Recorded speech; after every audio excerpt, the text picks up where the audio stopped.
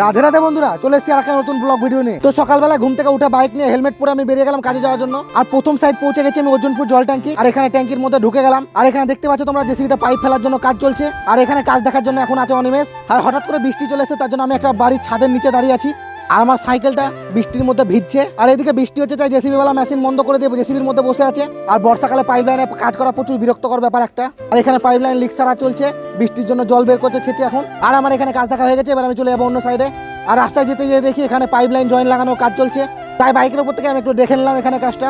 এখন আমি চলে এসেছি রাস্তা ঢালাইয়ের কাজে। আর এখানে ঢালাই হবে, যেখানে পাইপ ফেলেছিলাম আমরা রাস্তা ভেঙে সেই জায়গাটা। তারপরে মেশিন স্টার্ট করে দিল ঢালাই করার জন্য। আর কাকারা সিমেন্ট আলু মাখানো শুরু করে দিয়েছে।